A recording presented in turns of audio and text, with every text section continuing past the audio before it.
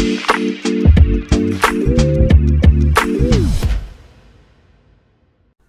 right, hello, and welcome back to another episode of the Chase Thomas Podcast, where I'm still the aforementioned Chase Thomas, coming to you live from Knoxville, Tennessee, up there in New York City.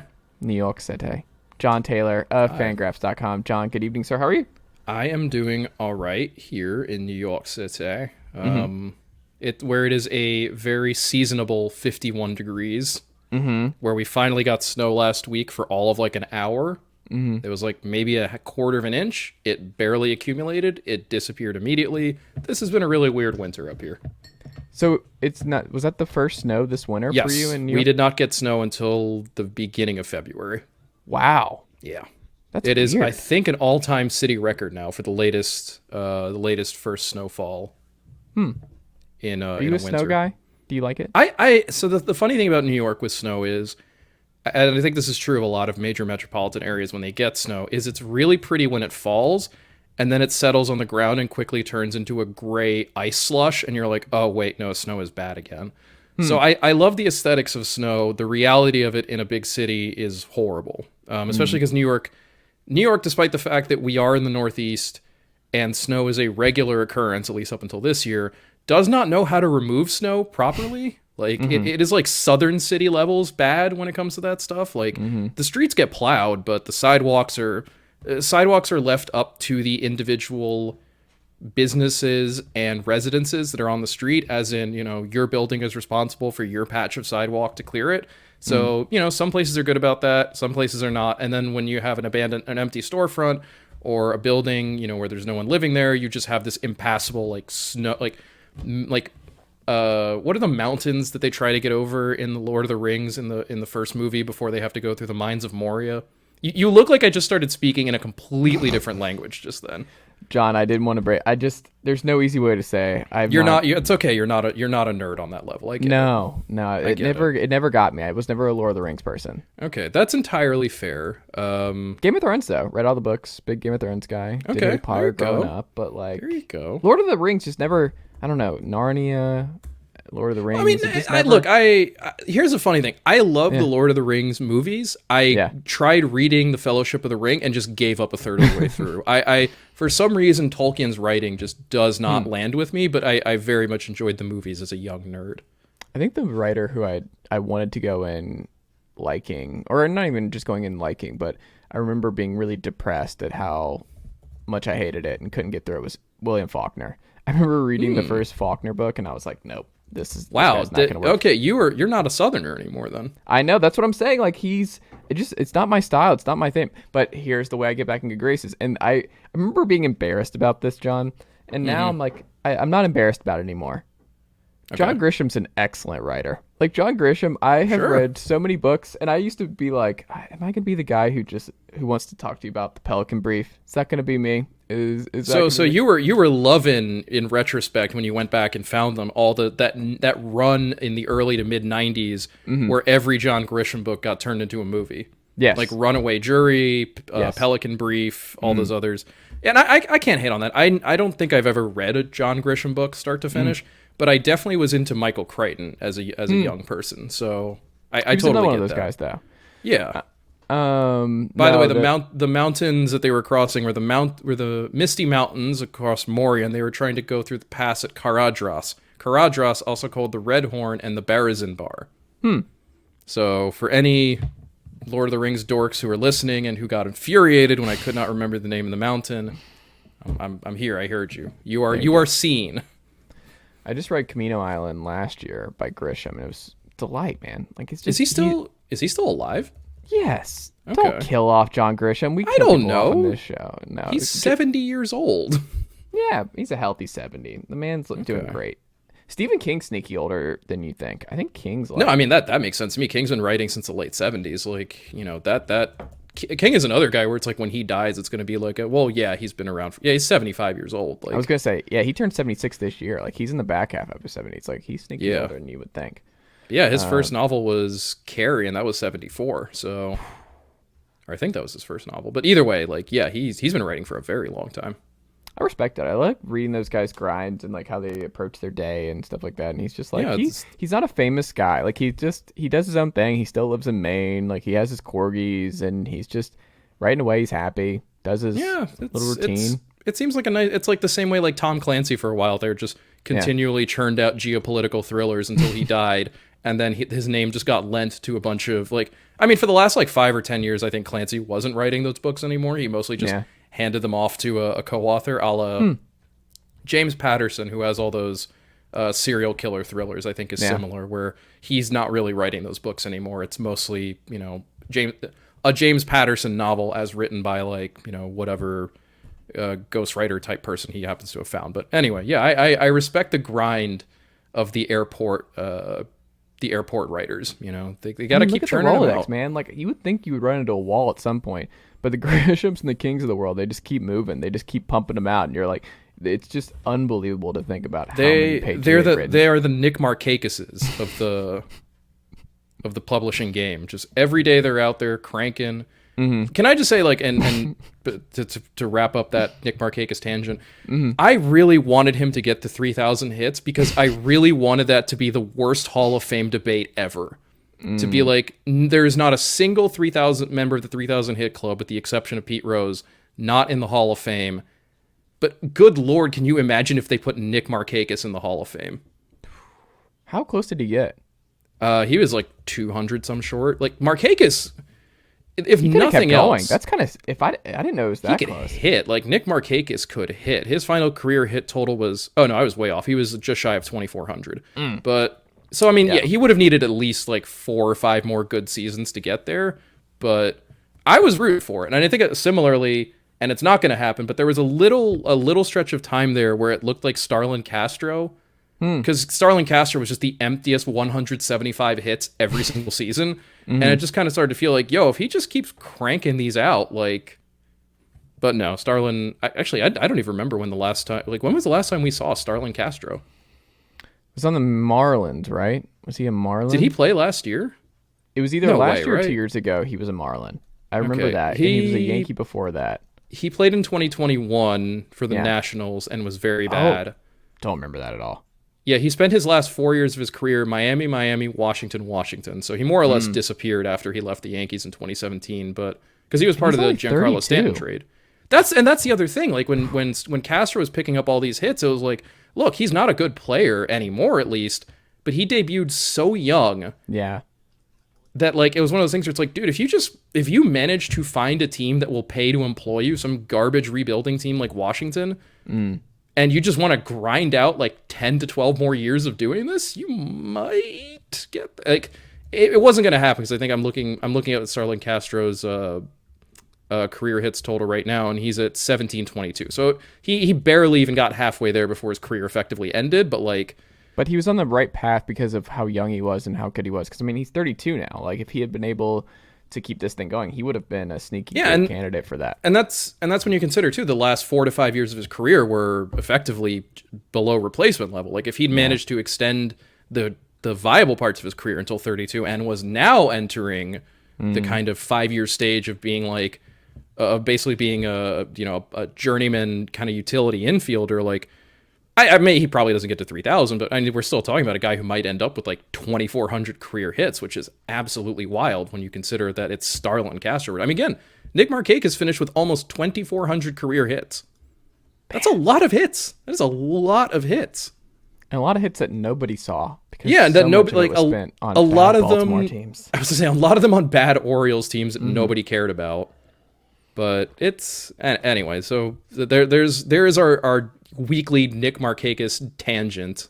Well, I mean, we joke that this is basically a Baltimore Orioles at Jace podcast. Like, what we are doing for the Baltimore sports community week in, week out, John, is second to none. I thought this was a Braves podcast. Well, the Braves, I mean, we won. They're just the staple. Like, the Braves are the staple. Like, I don't want to rub it in because the Braves and the Red Sox are trending in two different directions at the moment, John. And to say the least.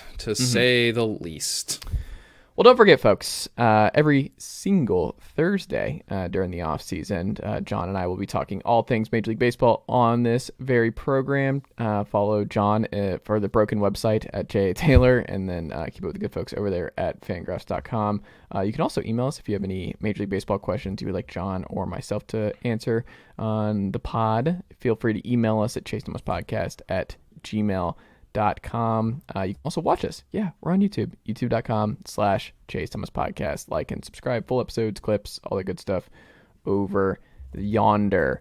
John, Bryan Reynolds, he rejected a contract extension from the Pirates because the man has had enough of playing irrelevant baseball. Wouldn't you?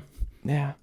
I would be kind of like, because it's such a beautiful park, that I would be kind of like, I'll never play in an important game, but like it's a really good place to go to work. Like the vibes here, the beauty night in or day in day out is pretty nice. Like it's a pretty good look. If all you want to do is clock in and get paid, there are way worse places to do it than Pittsburgh. Like, yeah, PNC Park's a good place to clock in. It's clock beautiful. You go there, you have your Iron City, you eat a pierogi, you stand in right field for a little bit. Also, I'm sorry because I just finally got the career hits list. I do just want to close this off. Here are the players Nick Markakis has more career hits than. Oh, no. Ryne Sandberg, Lou Whitaker, Alan Trammell, Carlton Fisk, Barry Larkin, Bernie Williams, Jim Thome, Eddie Matthews, Jeff Bagwell, Kirby Puckett.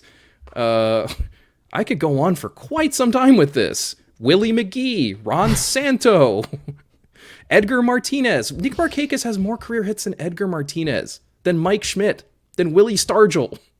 I think he's going to be a Hall of Famer, John. No, we're not doing this. He had more career hits than Joe DiMaggio, which granted, DiMaggio only played 13 seasons, but more career hits than Willie McCovey, more career hits than Willie Randolph, more career hits than Keith Hernandez, than Will Clark, than Yadier Molina, than Maglio Ordonez, than Larry Walker, than Don Mattingly, than Yogi Berra, than Ken Griffey Sr., than Jose Reyes, than Moises Alou, Maury Wills, Mike Piazza, Joe Mauer, Duke Snyder. Anyway, I'm going to stop naming guys now, but I find that just fascinating that, like, and granted, the funny thing is 2,388 career hits is still only 127th all time. This game is so incredibly hard. Like, it's so incredibly hard to play. It is. It's really something, but I also should know what I said before. Every member of the 3,000 hit club is in Cooperstown. That's missing, obviously, Miggy Carrera, Ichiro Pujols, and Adrian Beltre, all of whom will be Hall of Famers in the future. And, of course, Alex Rodriguez, who is never going to be a Hall of Famer. So, Do you want to do 40 minutes on if A-Rod's a Hall of Famer, John? No, I do not. No, I don't want to either. Give me a deal, though, for Bryan Reynolds that makes sense. What kind of deal makes the most sense for you? So when you say deal, do you mean financial or trade? No, because financial we'll see. Like, he's still... Well, because financial, as I was saying, like looking at the news, it was like the Pirates offered him $676, which is just not a serious offer, and that he countered with $126, and that feels right to me because it's basically the AAV that Brandon Nimmo got in free agency, and I don't necessarily know if Reynolds is as good as Nimmo. I think they're kind of similar value-wise. They get to it in different ways, but Nimmo is also a better defender. In terms of a trade, though, I think we're pretty much looking at contending teams that have holes in the outfield where they don't really have an internal solution that's going to present itself anytime in the immediate future. So for me, that looks like the Yankees are obviously part of that list, depending what they do in left field. I think the Braves are part of that list. I could see the Braves not doing it if they think Vaughn Grissom really cannot hack it at shortstop and would rather just tuck him in left field and kind of go from there. Otherwise, Cleveland can always use outfielders, but I don't know that they're going to want to make the expense. The White Sox really would just be better suited doing that, but I don't know how serious contenders the White Sox are going to be at this point. I could see, I think otherwise you're looking at teams where injuries might change the calculus for them. Like, for example, Philadelphia, if either of Kyle Schwarber or Nick Castellanos gets hurt and or Bryce Harper has a setback in his Tommy John rehab, if nothing else, to get one of Castellanos or Schwarber out of the outfield would probably be ideal for them. Similarly, I wonder if a team... I don't think Milwaukee would be a realistic place because they're not going to offer more money than the Pirates are anyway. Otherwise, And I think the other team, too, that has outfield holes that you should probably keep a close eye on this is the Dodgers, especially given their prospect haul and what they can offer to Pittsburgh, because Pittsburgh clearly just wants as many prospects as it can get. So I'd say the Yankees, Braves, and Dodgers are probably the top of that list, with a second tier of contenders behind that who are, I think, a little better set, but might make a move depending on where they stand in Philadelphia. I could see, depending how things go with the Giants, maybe. It'd be really funny if they traded back for him. And then maybe a team we could see how things maybe go in Seattle as well, but I have a harder time seeing those, if only because those teams have already expended. Those teams are obviously a step down in terms of what they want to spend, both in terms of prospect capital and on a guy who, at the very least, is going to cost close to $150 million to retain long term. So, I think more likely than not, one of those three of Atlanta, New York, or Los Angeles ends up with him ultimately. I don't think there's any way the Pirates finish the season with him on their roster, or at least it would be malpractice on their part to do that. It feels like LA is the favorite. I think the best fit, or the team that should actually do it the most, is Cleveland, because I think we'll get into Cleveland in a second, but I think when you look at that outfield situation in Cleveland, it's like hey, I understand, it is what it is with the Dolan ownership group, that they're never going to spend to the level that they should when they're fielding a contender, but he feels like the type of guy where you can find that in between for Cleveland, and I think you can make the case. Well, for what it's worth, it's David Blitzer now owns that team. Or he's a new minority owner, and I assume I don't eventually. think he's taken over yet, has he? He hasn't, but I assume eventually he will. But yeah, you're right that it is still a Dolan-led enterprise, and yeah, there's always going to be you can put in a different owner, and I don't think it's going to change the calculus and spending all that money. Well, and it's also because Cleveland is in a similar position as a team like Arizona, where it's why would we spend when we're so good at developing internally anyway? Yeah, and I think that's part of it. And I think, for as much as you can look at the group of Oscar Gonzalez, Miles Straw, and Stephen Kwan and go, yeah, you should get a better hitter than literally any of those guys, I also think that for Cleveland, the appeal there is that Straw, Kwan, and Gonzalez are going to make a combined $6 million this year. So, and they're all going to produce. I think if there's one guy you worry about in that group, it's Straw, because while he's great defensively, the floor for him offensively is just it's in the basement.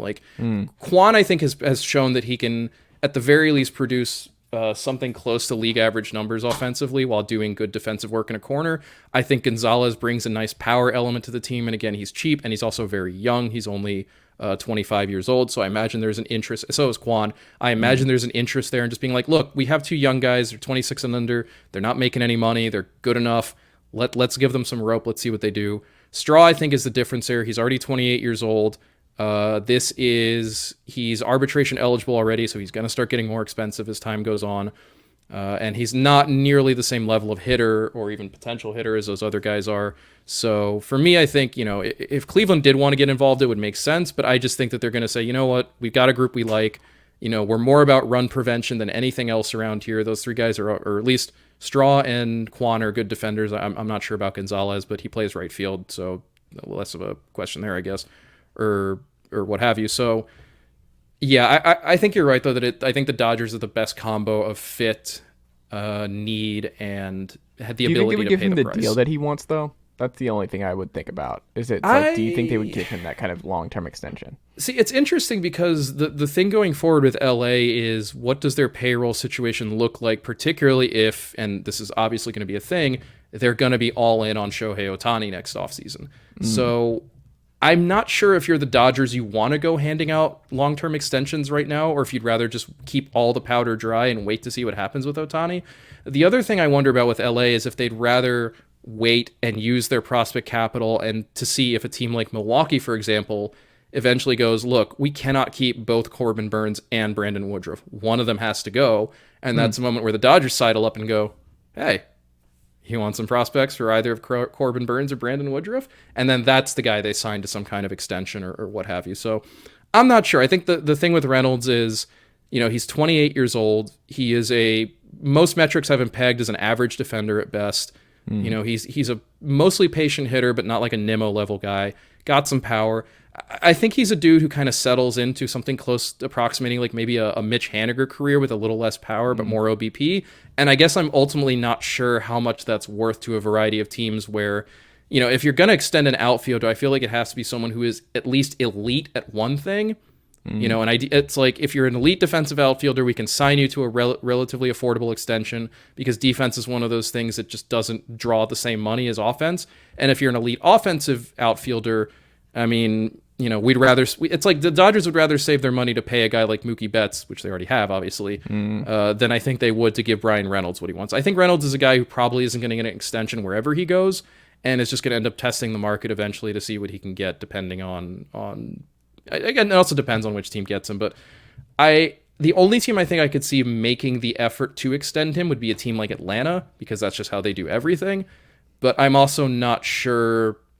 I do wonder at some point when the money dries up for that kind of stuff, essentially, if they feel like, okay, we've got enough extensions now, we need to take a step back and just kind of let this play out, or what have you. But if the Yankees were to get him, I don't really see the Yankees signing him to any kind of long-term extension. I think he would just be a plug-and-play guy for the time being, because they don't really have a solution in left field right now. But I also think that, for the Yankees especially, a lot of this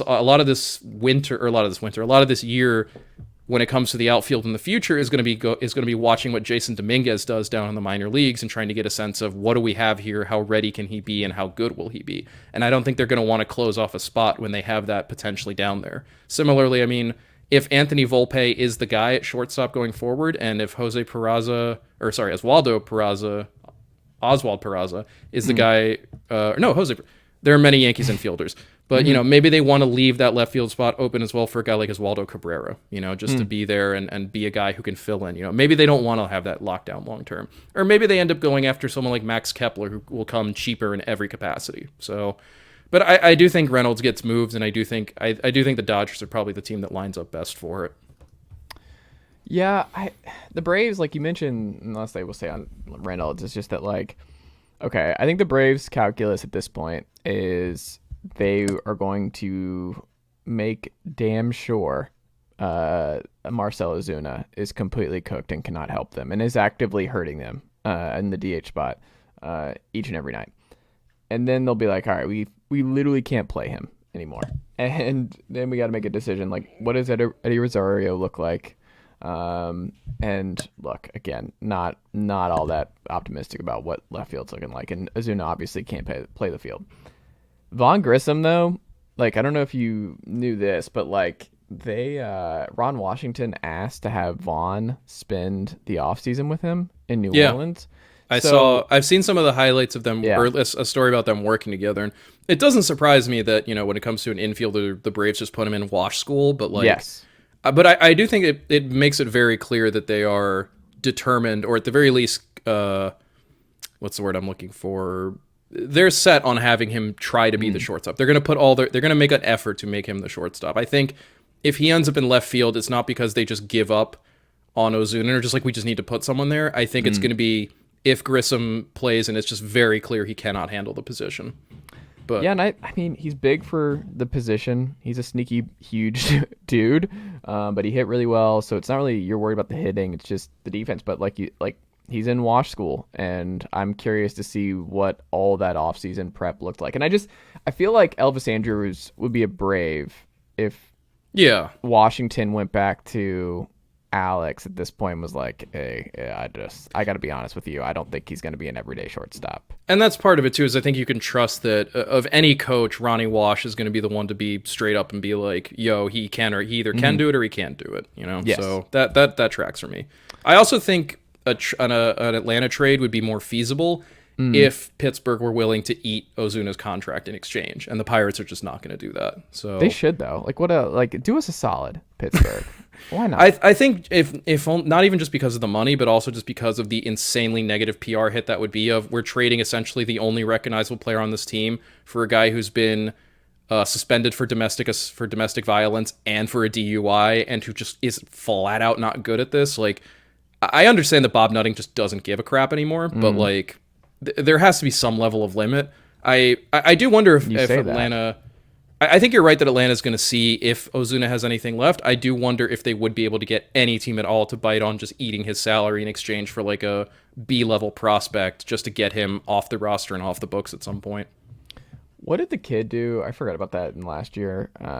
to Bob Nutting when he pretended he was going to take a picture with him. Yeah, and then he had a shirt that said like "sell the team" on it or something. Yes, that's what it was. And then you saw his face where it just hello darkness, my old friend. Entirely so. Look.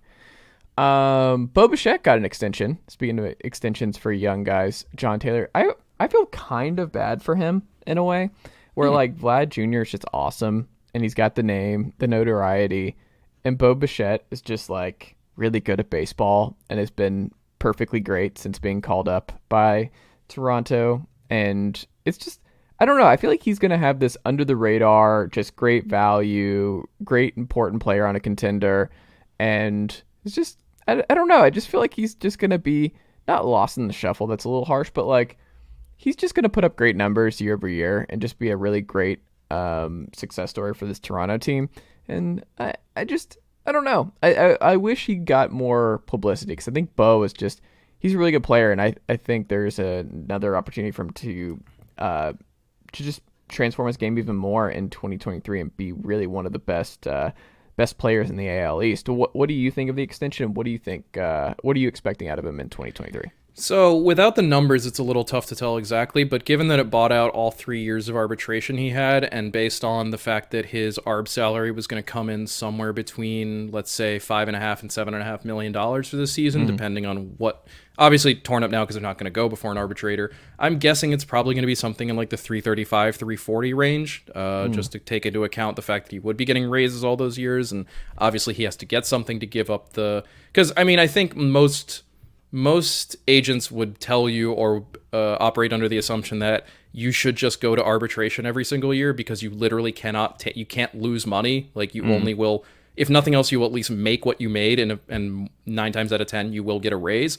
So giving that up in exchange for the guaranteed money, you have to be getting at least something equivalent to what you would have been making in arbitration anyway. So, I mean, hard to say it's a bad deal for the Blue Jays. Like, that is pocket change for them, and I think it also obviously eliminates the uncertainty of going to arbitration every year. For Bichette, on the same level, you know, you get that guaranteed money now. It's, you know, a nice way to get yourself set up for that long-term deal in advance. I do think it's interesting that it only bought out the 3 years of arbitration. He didn't give up any free agency. I think that's obviously smart on his part to preserve that leverage, to preserve that ability. As to what we can expect of him next year, I think it's probably going to be assuming he stays healthy, it'll be something I think similar to last year when you got a good defender and a good hitter overall. And I think that's really just what Bichette is. Like, it's funny to try to star.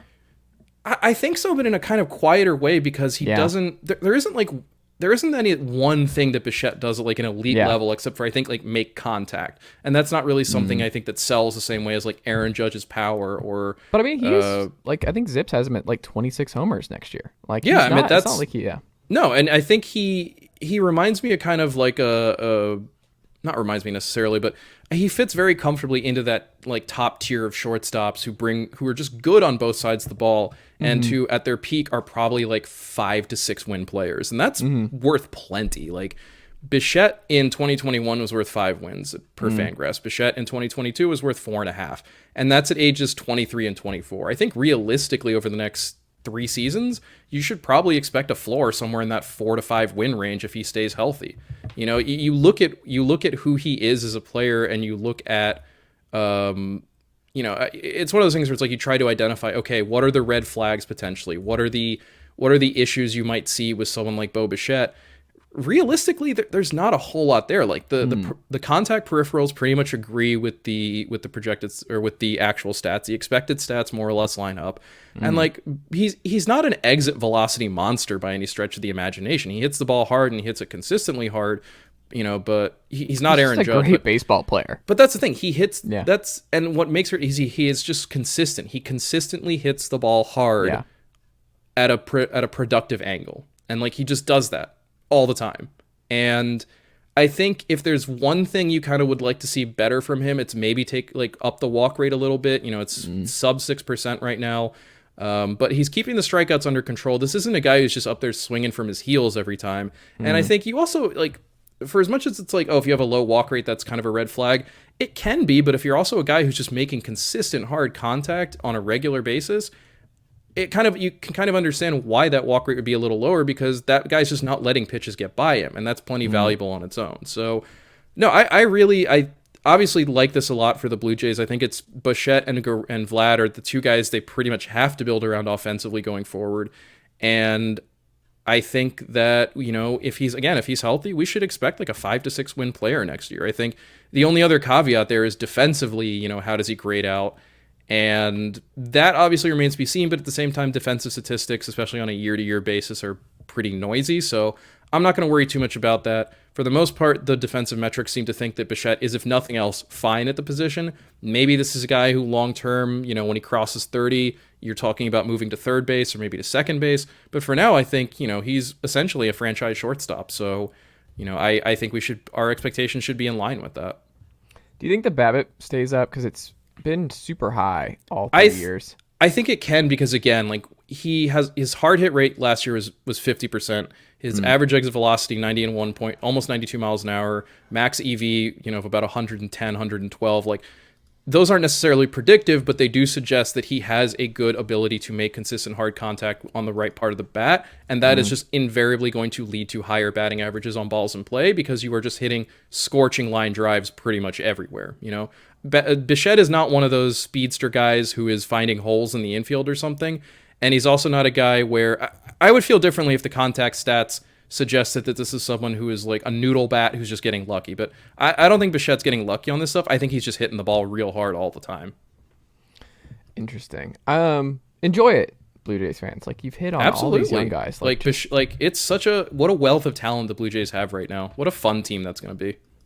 They deserve a lot of credit, and I feel like if they weren't in the AL East, like, put them in the Central, man. Put them in the. I know that schedules are they're differently balanced now, but yeah, put them in the Central. They win that division by like 6 games, like at minimum. I think they win it for like 7 years straight. Like, they're the best run organization immediately. They immediately spin the most in that division. Like, I don't know, like that. I feel bad for them because they're in the Yankees and Rays and. It's tough, and then with the Orioles coming up right behind them too. It's a tough place to be, the AL East right now. Always has been, but particularly especially so now. Especially now. Off-season prediction for you, Jon Tayler. The biggest trade made this year will be by who and involve who? Okay, so with the caveat that Shohei Ohtani hovers above all of this. And I think we should put him out because I think they're going to ride it out into the sunset. I think so too. I think the only way Ohtani gets dealt is if one, Trout goes down early in the season and is going to be out for an extended period of time. 2, if the Angels are miles below 500 going into July and it's just very, very obvious that there is no point anymore. Especially because I believe at that especially because I believe at that point Ohtani is going to start agitating for get me the hell out of here. I don't want to be here anymore. Yeah. So, but I think you're right. Let's leave Ohtani out of this because you cannot predict anything the Angels do. They're insane. I think Reynolds is probably the most impact player likely to be dealt. Just in terms of, because we already know that he's not going to stay in Pittsburgh. We already know that there are contenders who are interested in him. It would be insane for Pittsburgh not to move him. There's nothing they're going to get in exchange by letting this play out. Here's an interesting one though that I think a team that could really move the needle if things go wrong for them, the White Sox, because we've talked ad nauseum at length about the White Sox, how they seem to have missed the window that they built for themselves, how they are right now a projected third place team in a division where the division winner is probably only going to win like 84 games. Well, let's hold that because that's the next thing. We're going to hit the Zips projections for American League. That was something that stood out to me, but yes. Not great. And for the most part, Chicago pretty much slept through this offseason with the exception of adding Andrew Benintendi. So the team that you saw last year is pretty much the same team coming in this year.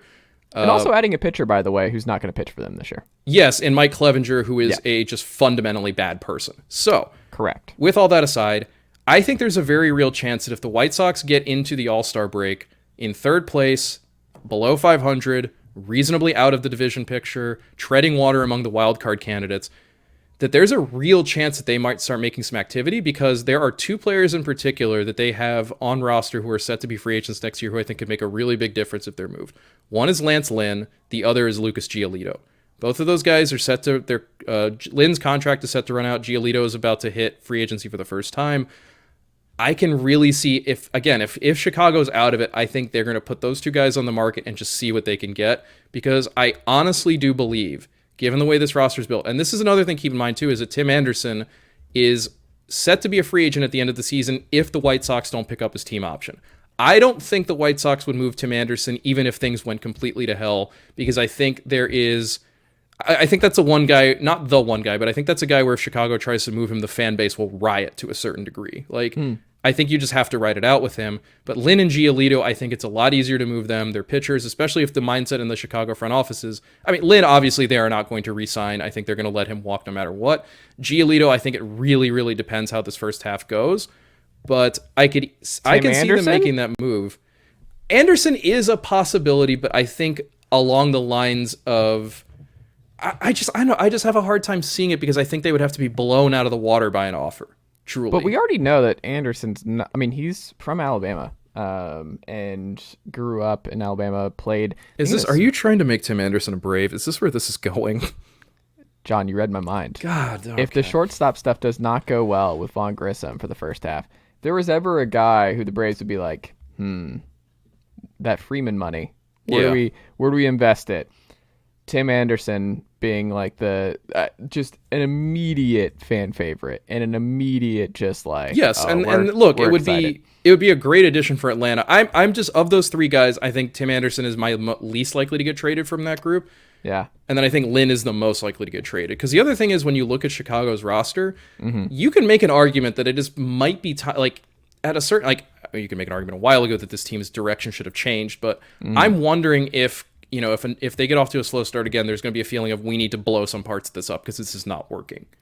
And part of the issue here too with the White Sox, and we talked about this offseason, is that, like, if you're Rick Hahn, like, are you certain that you're going to be the GM overseeing this this rebuild if you do pivot? Like, what's the point in pivoting if you're Hahn when you're fighting for your job?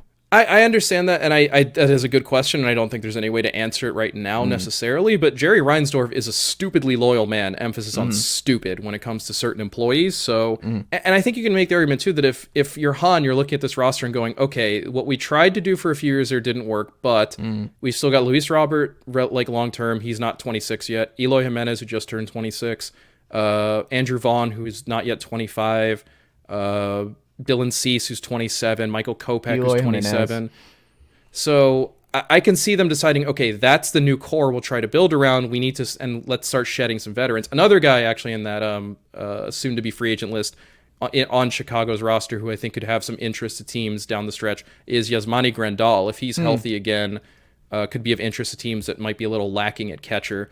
But see 2/3 of this league. Yes. So otherwise, you know, I think you're looking at maybe, like, because you look at the teams that are, you know, supposed to be last this season. Like, I think another team that could make some moves is the Red Sox if they're in bad shape. But I think that's more likely to be guys like to be kind of just throwing Justin Turner and Kenley Jansen onto the market and be like, anyone at all? I think they've been bullied into the opposite, John. Like, I think that Rafael Devers extension was a bullying situation, and I think that they are now moving. They cannot do anymore. They're like, oh, we found the limit to what Boston fans will put up with. We done screwed up. But and then you look at the list of pending free agents otherwise going into next season, and it's guys like Max Scherzer and Manny Machado, who obviously are not going to be dealt by the teams that they're on unless something goes terribly wrong in with those teams, or guys like Josh Donaldson and Joey Votto and like Hyunjin Ryu, where there's just no real value left there at a certain point.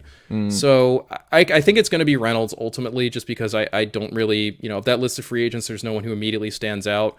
I think, you know, the projected last place teams don't really have that, like, young established guy to move for prospects at this point. I mean, if you're looking at the Royals roster, the Tigers roster, the Athletic, the A's have already dealt away all those guys. The Nationals have already dealt away all those guys. The Reds have already dealt away all those guys. Like, they don't really still have some arms that they could move. I think the Marlins are still sitting there. I'd be curious on that, because I'm not sure beyond Sandy Alcantara what interest level there would be in anyone else on that roster, because I have to imagine that guys like Cabrera, Luzardo, presumably eventually Max Meyer and Sixto Sanchez, obviously their value is very, very low right now. I don't think Miami would move on them. Luzardo is just an all-time just eye of the beholder kind of guy. Yeah, and like I don't know that there's anything really left for Miami to do there. So if you're looking at like those last, and like I'm not even going to pretend to try to figure out what the Rockies are going to do. It is pointless. Like, the other team maybe I could see is like Arizona, but I think that would be more along the lines of like, is anyone interested in Christian Walker? Is anyone interested in Merrill Kelly? Like veteran guys who they're not going to be around probably much longer. Let's see if we can get absolutely anything at all for them. Otherwise, you're probably looking at like relievers, you know? I think maybe the Diamondbacks are going to be buyers. I think I'm pretty optimistic. Like their farm is strong now, and I think I'm they're optimistic close. optimistic about the D-backs too, and I think they're going to be wild card contenders. Yeah. I just think that that's a team where if things start to go south, they'd be more willing to listen on those veteran guys because they have that farm system that's so productive right now that it's like, well, why don't we just start clearing out some of the older dudes and seeing if some of these young guys can cook? Like, you know, similarly, like, you know, is a guy like Carson Kelly set long term there when they just traded for Gabriel Moreno? I don't know, but, you know, we'll have to wait and see to find out. John, we overlooked the most obvious here, and I'm just going to go ahead and say I think it happens. Okay. Fernando Tatis Jr. is getting traded. Oh God, I don't want to live. Look, as someone who has to edit things for a living, I don't want to live in the universe where AJ Preller makes a Fernando Tatis Jr. deadline trade because one, it's going to happen at 3:58 p.m. Eastern Standard Time, and two, it's going to melt servers across the internet when it happens. I don't want to deal with that. I just keep Tatis and figure it out. Do not make it everyone else's problem. I swear to God, AJ Preller, you absolute lunatic. You know he's going to do it. And you know who he's going to do it with? It's like him and DePoto are just going to spend all summer long just texting fake trades back and forth to each other. Would a Tatis to Seattle trade be the boy, just think about that one on a lot of different levels and what that would look like. Like that's too much, man. That's too much. That's my prediction. I think Tatis to the Mariners. I think that's the mid-season trade. I think we see it. I'm sticking with Reynolds. I think he's the most likely to be traded, and I think he's the most even if there are other deals, I think Reynolds is the most likely to make an impact when traded. I will also say too, John, one that's a sneaky big. It's not huge, but like because I think it will end up being Ian Anderson, the one traded from the collection of arms here. But like there's an avenue where the Braves sell high on Mike Soroka, where they're like, hey, he's as healthy as he's been in 3 years now, and it's just a lot of it's not his fault, but like.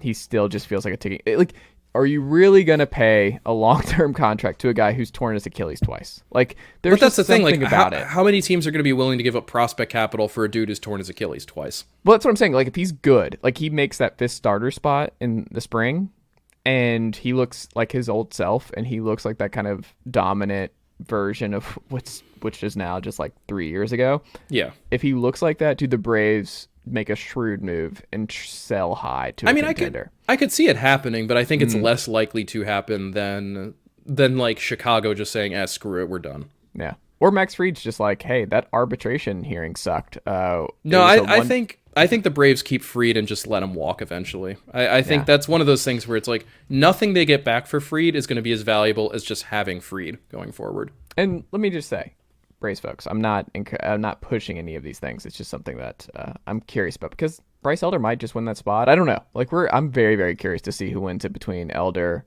Soroka, and Ian Anderson because I think one of those three, whoever loses, is going to be moved. Zips, friend of the pod, Dan Zimbrowski, does great work over at Fangraphs.com. Go subscribe if you've not already done so. But the 2023 Zips for the American League is out. A fantastic read and analysis from Dan, as always, that you can go check out over there. John, who do you agree with most with the numbers? Like, who did you find you agreed with the most, and who did you agree with the least based on what the numbers spit out here? So I think I don't know if there are specific numbers. I think, and this is worth noting too with Dan's Zips projections and standings, is that these are 50th percentile outcomes. So.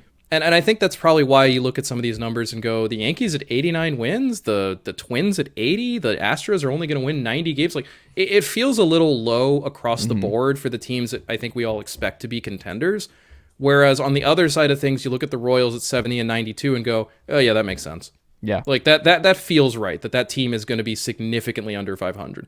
Similarly, the Red Sox being a just under 500 team feels right to me. The Tigers being well under 500 feels right to me.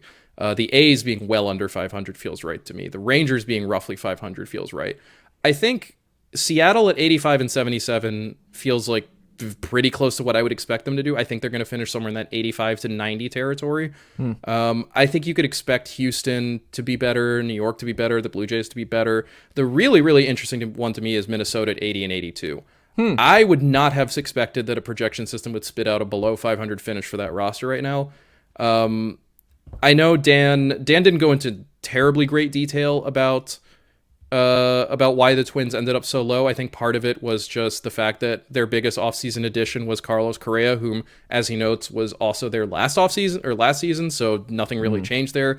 Otherwise, you're looking at Pablo Lopez, and Dan notes there that Lopez is less about upping the ceiling of the rotation than more of just giving it a sturdier base. I think maybe part of the problem with Minnesota is the depth is not great there, and as we saw last year and have seen in the past, injuries, really, really tied them in knots for a bit. But I think a healthy Twins team is a pretty safe bet to crack 85 wins. Similarly, I think a healthy Guardians team is a pretty safe bet to crack 85 wins as well. I might even lock that in, John. I might lock in Guardians at 85. I feel that just feels right to me. Dan has them at 83, but I think there's obviously not much of a world of difference between 83 and 85. And it's also worth remembering, too, these are projections that are coming out 2 months before the start of the season, a week and a half or so before the start of spring training. But those are the numbers that jumped out to me. And I think, like I said, I think the main takeaway for me is that Zips is to a certain degree under projecting the teams we would consider to be elite. I think if you want to bet the over on anyone based on those numbers, it's probably the Yankees and the Astros. I have a hard time seeing either of them finishing with 90 or fewer wins. Similarly with Toronto, I think they're going to be somewhere in that 90 to 94 category. Yankees will probably be somewhere similar in that same kind of 90 plus territory. And I'm a real sicko, and I would probably throw some money at the Rays over at 86.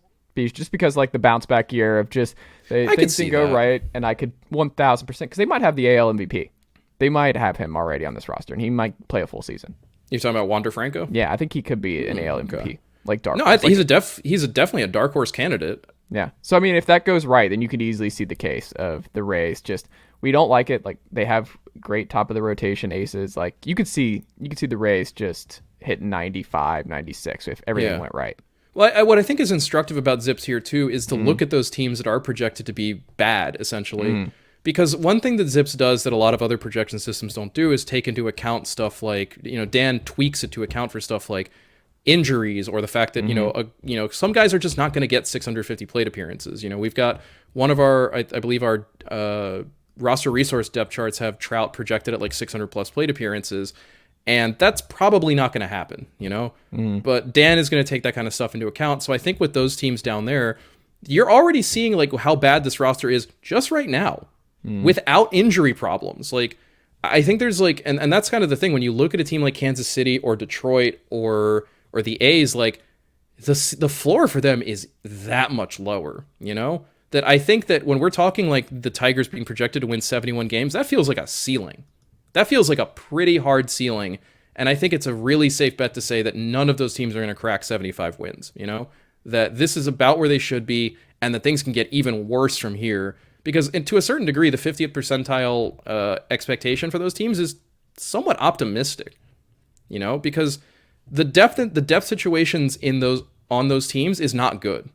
Kansas City does not have good minor league depth. Detroit does not have good minor league depth. The A's do not have good minor league depth.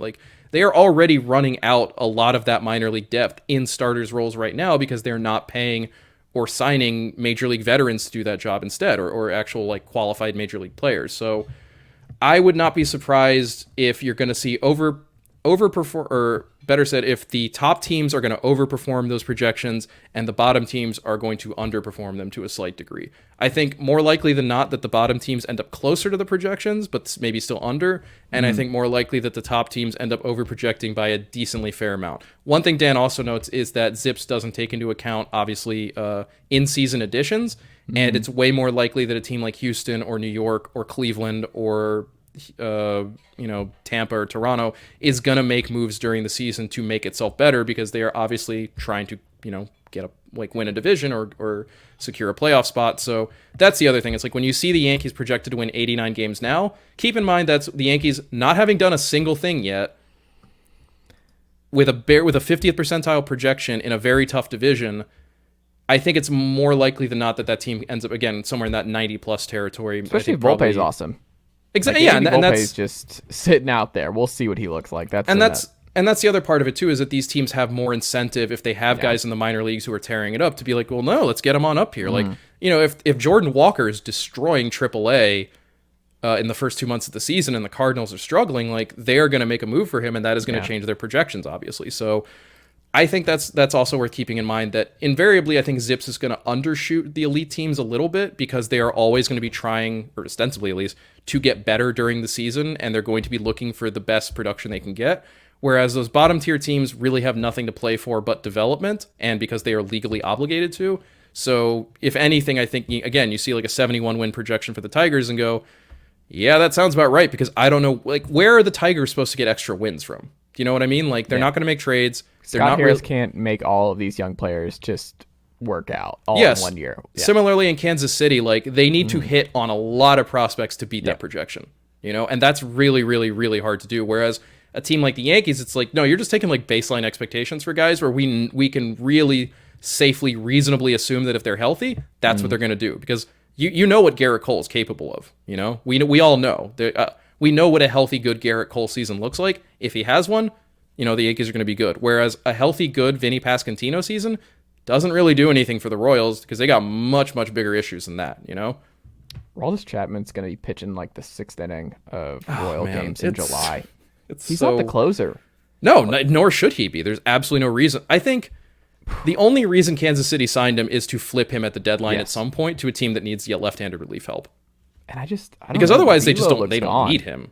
The velo is just, I don't know, he just might be cooked. Look, it's going to be really, really funny if he comes out in spring training throwing like 94 miles an hour. Like, oh my God, It was really telling that when he signed with the Royals, every Yankees fan on Twitter was like, all right, bye, see ya. Nobody likes you, go to hell. Like, yeah, it's over. Like, when you get signed by Casey at that point, it's like, oh, it's done. over. Yeah, it's done.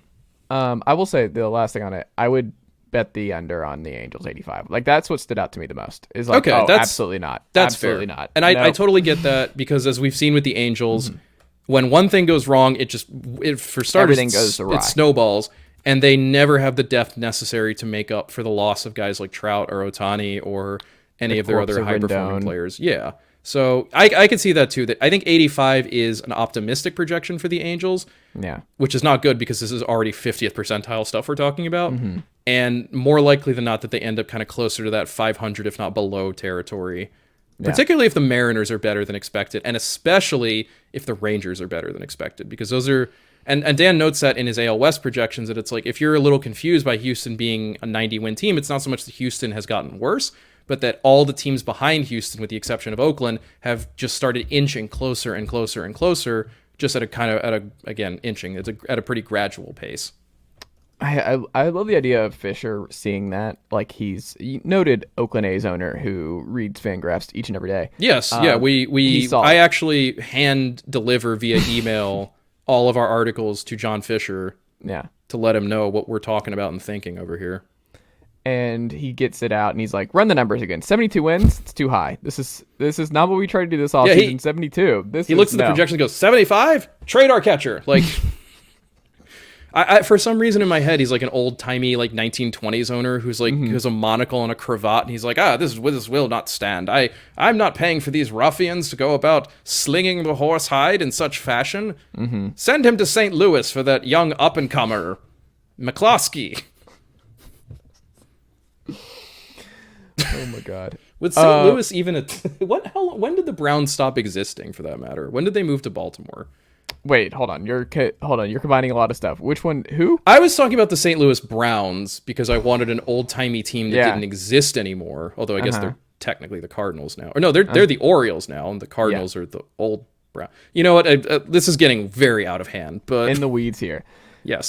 We'll end on this, John. Are we under? I was thinking about this today. And look, folks, I'm not happy about the way my brain works any more than anybody else is on this very program, John. But the way my brain was working this afternoon, I'm walking Khaleesi the dog around the park, and I was just thinking, I'm like, the Guardians are right there. They won the AL Central last year. They've done it before. They do really, really well at developing. They've got a pretty strong staff at this point. Little questions in the 4 and 5 spot, but they were right there with the Yankees.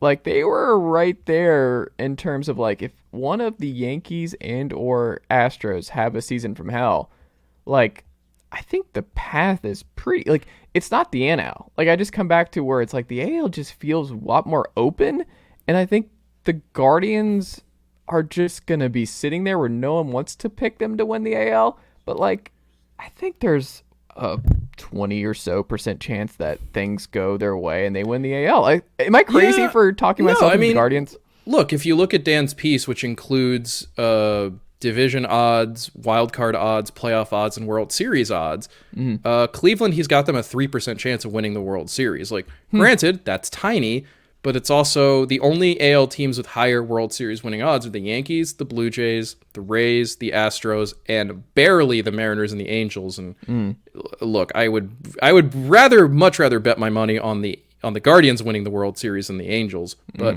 the opportunity is there, and that's in part because the Central, with the exception of Minnesota and maybe Chicago, is just a really bad division. Yep. You know, there is a lot of room for Cleveland.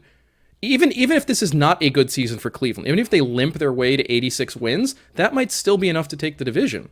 And then always in the playoffs, it's a crapshoot.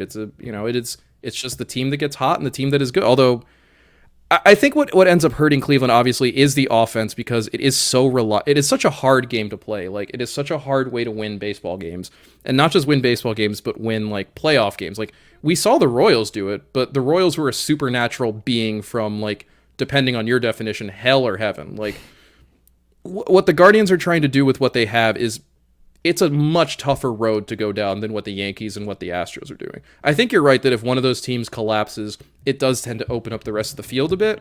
But in my mind, at least, you know, when you're making the tiers of AL contenders going into spring training now, it goes, I think the Yankees and the Astros are your clear top two. Yeah. I think the Blue Jays are a step behind them, with maybe the Rays there as well. But I think the same.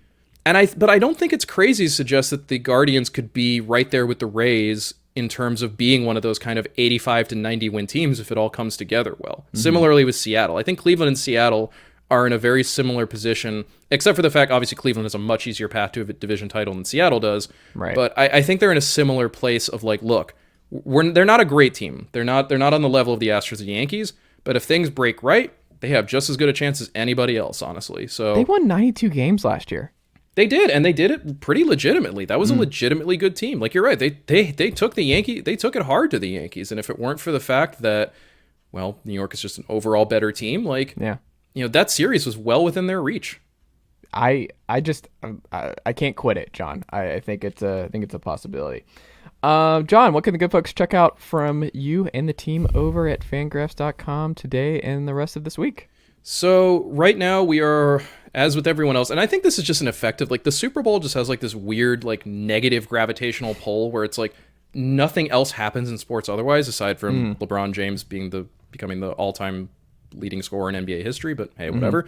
So a lot of our stuff right now, it's kind of quiet ahead of spring training. Obviously we have the Zips projected standings. The AL came out today on Wednesday. The NL standings should be out on Friday. Otherwise, we are continuing to barrel through our individual organizational top prospect lists. We will have the Pittsburgh Pirates out on Thursday from Eric Longenhagen and Tess Taruskin to run down what exactly Pittsburgh is doing system-wise and which players, if you're a Pirates fan, you can expect to see in the next few years, who will be there for about 4 or 5 seasons and then get traded because they make more than the league minimum. Otherwise, the thing I want to highlight, as I have been throughout the last few weeks, is getting people ready for our top 100 prospect list coming out the week of February 20th, President's Day week, I guess you could call it. We will have not only our global top 100, but also a lot of extra stuff around that. Dan will have a Zips top 100. Ben Clemens will have a piece where he looks at some mid-tier prospects he thinks could be some breakout potentials. And this year, because we have resident college baseball sicko Michael Bauman on staff, we're going to include some college baseball stuff to go along with that. So Get excited for that if you're a college baseball guy. Bauman is one of the biggest college baseball sickos on the internet. Just the wrong team, unfortunately. Look, not everyone is perfect, right? You know, it's not everyone is a volunteer or something, but yeah. But that'll be part of our. I'm not going to make the joke. that'll be part of our package too. So I very much encourage you, if you're into the prospect stuff, if you're into the minor leagues, and if you're into college baseball, check out Fangraphs in a couple weeks. We'll have all that stuff. In the meantime, come on and join us as a member. Like I said before, we are going to be doing a membership drive. We're going to be introducing some new perks for members. $5 a month, $60 a year gets you ad-free browsing, plus some new fun stuff that we are excited to announce once it's all ready and set to go. Fangraphs.com, it's where John Fisher learns about how bad his team is and why he needs to sell everyone to a salt mine. Is it John Fisher or Steve Fisher? I actually don't know. I don't. It's like part of it is like I don't really care because fuck him. But like, yeah, Fangraphs.com. We are the favorite site of billionaires everywhere. It is John Fisher, isn't it? Hold on, who's Steve Fisher then? Is a former basketball coach. I knew there was a Steve Fisher who existed. Oh yeah, basketball coach. Yeah. Yes, for Michigan. Okay, I was like, why am I blanking on? I'm like, I didn't just pull Steve Fisher out of there. There you go, older white guy. There's a lot of them. There are a lot of them. Jon Tayler, always a pleasure, and I will talk to you next week. Sounds good.